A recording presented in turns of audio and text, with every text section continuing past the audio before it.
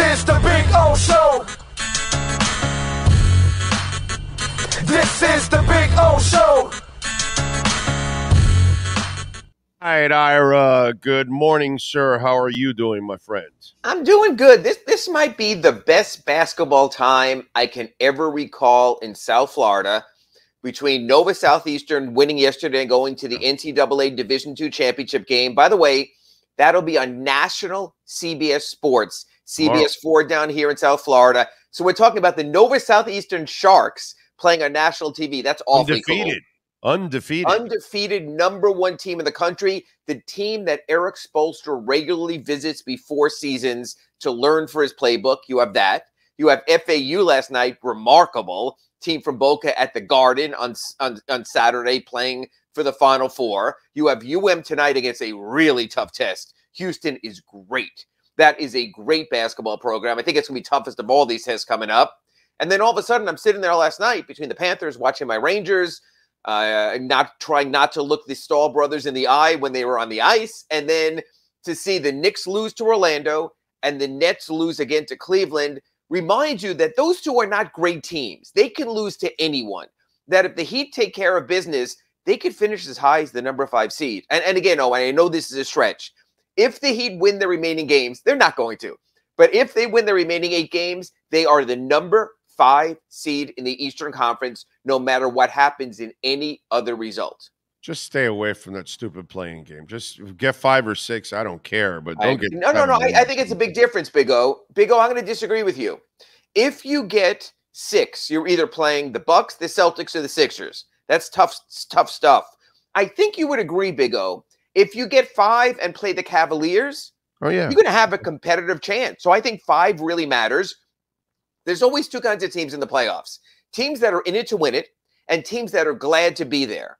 Of those teams at the top of the East, of Milwaukee, Boston, and Philly, they're in it to win it. We know that. I think Cleveland's glad to be here. I think Cleveland could lose a first-round series 4-2 and go, oh boy, we won 2 playoff games. So yeah, I think getting to 5 really would matter. Yeah, no, definitely. It would definitely help out to get to 5. That would be absolutely awesome. And hopefully, they can take care of business tomorrow against Brooklyn because they got Brooklyn breathing down their necks. Well, let me ask you this, Big O. Let me ask you this, Big O, though. Because we do Acura Pembroke Pines reports twice a week. We do our RedRecover.com Inside the Paint Show on Wednesdays. You follow all of this. So let me ask you this. Honestly, Big O, okay? Because that's all you are here on the Big O Show is honest. Do you trust the Miami Heat? No, I don't. Unfortunately, not yet. I can't. Because you gotta show me you can shoot consistently and defend consistently, and there's a lot. You got to show me that everybody else can play at Jimmy's level every single night. You know what I mean? It's like that's what I need. Lately, like Bam has gone back to like what's it called, the conservative Bam. He's not as aggressive offensively lately. Or is it regression to the mean? Is it that he really is not, approaching that superstar level, that he's a B-level star, not an A-level star like a Jimmy Butler? He probably isn't, but man, he was doing it. Damn it. You have to sustain at the most important time of the year. And here's the deal, Big O. Remember, last season, Bam missed 7 weeks of midseason with the thumb surgery. Mm-hmm. So he didn't have to play the whole grind. Playing as a leading man for 82 games is hard. I know. And that's why you're a superstar. The elite players. And maybe Bam is running to a wall. It's one thing for him to say in June and July to Pat Riley, I won 18 shots a game. But 18 shots a game is exhausting. You look at Jimmy Butler after every one of those games, after he takes those 10 free throws. You can see it's an every last ounce proposition when Jimmy's at the top of his game. Can Bam get there? He's made strides this season, but he's not there yet. Is he an 82-game player? We still have to see that. And by the way, we'd be remiss if we didn't mention the Lady Canes to add to the basketball story. And I'm totally wrong, and I totally apologize, Dad, what Katie Meyer has done. Again, another program like Coach L's program, the NCAA tries to take out the microscope and the magnifying glass to create problems, and they still find a way to win. So, yeah, really a hell of a basketball run. By the way, just out of curiosity, does Daryl Cohen or Charles Briscoe run any of your investments? You know what? When I saw the name of agents involved there, like you could see, and you know how this is, Big O. You see this all the time. athlete gets money and gets involved with the wrong get-rich-quick scheme and winds up in that kind of problem. You have to have family around you. You have to be surrounded by the right people. Big O, how many athletes, you know these stories, have you seen down here who made so much money and then you find them late in life scrounging for dollars? It's remarkable. Michael Beasley, by the way, former Heat player, was one of the guys taken by Briscoe. Well, and he was on, actually, he did a bunch of podcasts on that, and he talked about how the money can just get away from you if you're with the wrong people. I've seen a lot of guys with a lot of wrong people because it's almost like what you see on the streets. They befriend these guys when they're young, when they don't have anything. They take control of their finances, and then all of a sudden the guys realize later, they open their books like, where is it? And you wind up trusting the wrong people. Yeah. Yeah, it's a crazy story reading about Cohen and Briscoe. Man, and Chandler Parsons had enough issues with injuries physically throughout his career. The poor guy could not hold up. And then on top of all of that, Daryl Cohen's like stealing money from you on, it's like, and also Chandler Parsons' contract still for a guy who never played still one of the stories of the NBA. So you have that also. Yeah, he stole a lot of money.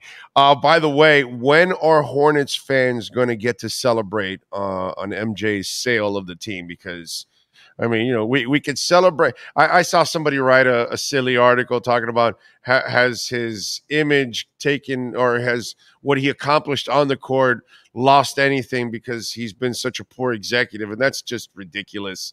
I mean, it's normal to be a mediocre coach or executive as a former great player. That's usually what ends up happening. You're not very good. Exhibit 1A, Magic Johnson.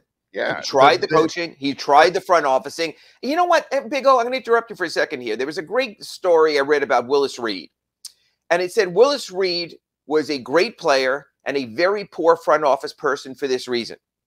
He could evaluate talent and see skills, but he assumed that every player would play as hard as he would have the drive that he would.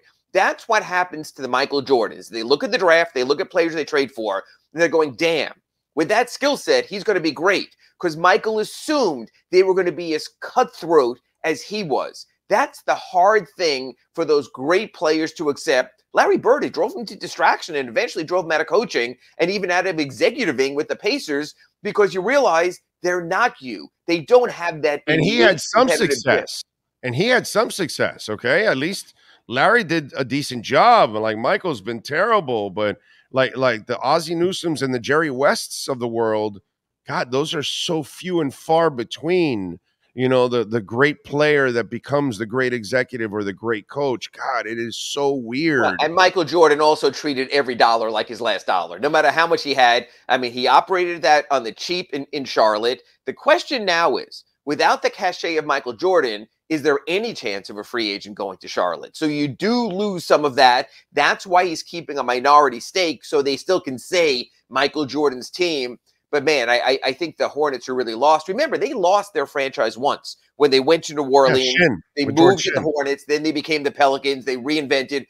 People forget those years when Charlotte was the Bobcats, when they came in as an expansion team, the great Josh McRoberts teams, and then they got their name back also. So, that might not be the most enduring NBA city or team city. Well, hold on a second. Now, let's be fair.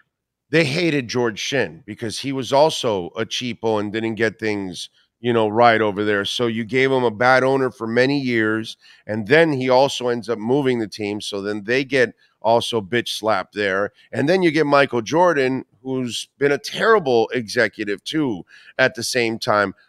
I don't know if I can blame the fans of Charlotte, because when it first started, the first few years, they had plenty of excitement. That arena was packed. They had a lot of enthusiasm in the expansion years. But now, Big O, think about that. When it first started, that place, the Charlotte Coliseum outside of town, was packed. But within the first few years of when they got that team, they did the Alonzo Mourning trade. Right. And that's where it went south. They started from the beginning cutting their losses. They traded Alonzo Mourning. They traded Larry Johnson. They traded their identity. When you get off to that kind of start, it's really hard to rebound. That's what I'm saying. He's a bad owner, George Shinn. I don't blame them for having a bad owner that didn't meet them halfway, and they're snobs over there because they know basketball. That's a state that, obviously grows up with basketball all over the place. So you got to give them something so they can go there. They're used to watching Duke and North Carolina and even NC State. Leading up to the expansion years, NC State was actually a really good program, in those days. So they're used to seeing great basketball in that state. And yet, you go there and I don't know, if you don't do your part, I have a hard time holding the fans, responsible. I'm just saying, I hope that they do get an owner, because they've never really had a fair shot as an organization. I'm just saying, I don't know. You can look at it however you want, but you don't think that the fans haven't had a fair shake there in Charlotte? I'm just not so sure that market, unless there's ultimate success and after the original sort of excitement of them being there, I've just never seen that embrace. You're right, losing doesn't add an embrace, but it's been an empty arena a lot, save for when the purple shirt guy showed up. Oh, Kasaya? Is that the name? Kasaya? You know what? Is that going to be the new? This is software, so it's not an investment firm. It's not a cryptocurrency firm. It just seems so much more legitimate when you have American Airlines, when you have a known quantity, when you know who the sponsor is, when you don't have to call Staples Center the Crypt out in LA because of crypto.com. But again, to me, that shows a certain desperation also, that they couldn't get a name sponsor there instead. Who knows how long it lasts? Look, they've gone, now they're starting to miss payments. They got paid ahead of time by FTX enough to sort of make up the difference now. They had to find someone. So you sort of just reach and go for who you can. And look, I mean, it took the Marlins forever.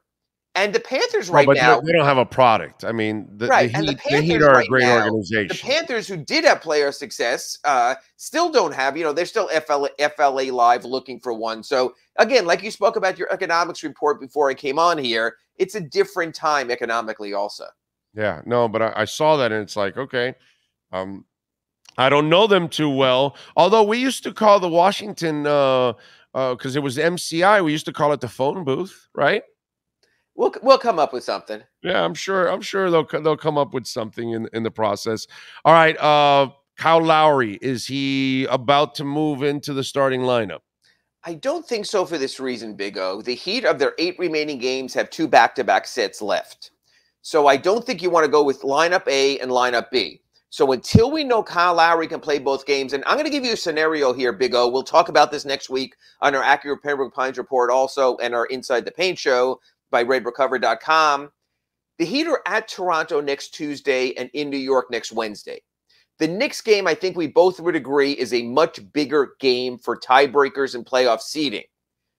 Do you dare sit Kyle Lowry in Toronto, his NBA home, to play him in New York, the more important game?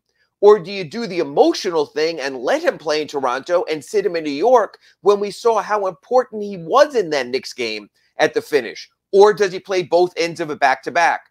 When Kyle Lowry is cleared to play both ends of a back-to-back, that's when I believe he'll be moved into the starting lineup. Okay, that's interesting, because I was going to what I was going to do while you're talking here, I'm trying to pull up the Heat schedule. And what I'm thinking is, because now you kind of ignited an idea in my mind that maybe what they're going to do, and let me see, maybe what they do is, the Philadelphia game he plays, Washington he doesn't, and Correct. then the final game against Orlando he starts, and then in the playoffs you don't have any more. You don't have back-to-back. So it might. So in that, and again, Eric Spoelstra has changed lineups just ahead of the playoffs. We saw it with Jay Crowder. Right. We've seen them do that before. But here's the big deal: the Big O. But that one is seamless too. If you change that it, works. Right. If you have a week off before the playoffs, if you're in the play-in. And you're playing their season finale Sunday, April 9th, and Tuesday, April 11th, you're hosting Atlanta. Not so easy on one day's notice to change your rotation. But we're talking about a guy that was normally starting. We're talking about a guy that has started his whole career. And I understand that. I'm just saying and we're talking about a kid in Gabe Vincent that's normally used to coming off the bench anyway. So, And that's why you and I talked about, that's why 5 or 6 is so important. You know, and you'd agree. You give Eric Spoelstra a week to prepare for anyone, and he will Jeremy Lin you. He will find something. Look what he just did with the Knicks and with Randall. The Julius Randle rules and what they did and what they might do again next Wednesday. But if he only has a one-day turnaround and you're playing on Sunday, practicing Monday, Atlanta Tuesday, maybe having to play Toronto on Friday to make the playoffs, you really got to avoid the play-in. Hey, you're in control again. Do something with it. As I've been saying, Eric Spoelstra is the MVP of that organization, brother. I'm telling you, it's he makes Chef Ramsay look like an amateur. What he's able to do in the kitchen every single freaking night with whatever lineup you give him, with whatever people you give him, he makes the best out of everything, dude. That guy doesn't get enough credit. And look what he did the other night. Now he's with Red Auerbach, Greg Popovich and Jerry Sloan, 700 victories with the same franchise. Yeah. Wow. And you know, when he did that, I sat back and I go, oh shit, Riley never got to 700 in Miami. Damn, you know, because he did it for a long or LA. Yeah, actually, really, he didn't get to 700 with LA. It's 700 with the same team, but I guess that record is only being with one team. Maybe that's why, because Riley was with multiple teams. Yeah, Sloan wasn't with multiple team. Although Red Auerbach did coach Washington for a while, so maybe that was the case. Right. So Riley never got to 700 with the Lakers. Well, think about it. Eric Spoelstra, you're talking about now, 2008. You're talking about 15 years as coach. So Pat's tenure with LA was shorter. Yeah, no, you're right. You're right. It's just you would think that Riley got to 700 even with the Heat. Or even Phil Jackson with the Bulls, with the Lakers, you know? Yeah. You know, that's the thing is Eric has been one coach, one place, like Sloan, like Popovich. He is amazing. All right, what do you got going on the Sun Sentinel leading up to game time? A couple of things. I wrote about the Heat three-point shooting. It's really come around since the All-Star break, and that's the key to everything. You make threes, Jimmy gets the lane, everything opens up. Got to keep making them. Why? You're starting Kevin Love now, a three-point threat in the starting lineup. Even when he doesn't make them, he spaces. Victor Oladipo is not playing as much to take his god-awful three-pointers, so that's being moved out of the equation. There's no more if Duncan Robinson. He's been out of it with his bad shooting year. That's changed. And I did my story on Jimmy Butler, and I would posit to you this, Big O. I'm not saying Jimmy Butler is MVP. He's missed games. There's other better players. I will say this, though.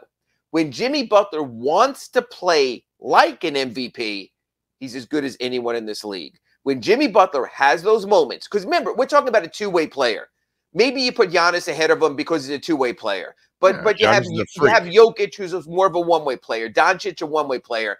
What Jimmy Butler does on both ends of the court in the moments when he wants to be at an MVP level can be at an MVP level. We're seeing that right now. Follow him on Twitter at Ira Heatbeat and catch his exceptional work there at the South Florida Sun Sentinel. Ira, as always, thank you, my friend. Appreciate you immensely. Catch you on Monday, 10:30, Acura Pembroke Pines Report. Thanks, Big O. Have a good weekend. Thank you. Thank you, Ira. Have a great weekend. And by the way, if you are looking for a vehicle, get on down to 15601 Pines Boulevard, just off of I-75 in Pines. Go see Larry Schlossberg and Pat Nasto and Tony Stampone and all the great people out there getting it done. We got a fleet of certified pre-owned vehicles, got a large selection of brand new vehicles. The #1 volume sales dealership in the United States. #1 in Acura, baby. That's Craig Zinn's Acura of Pembroke Pines.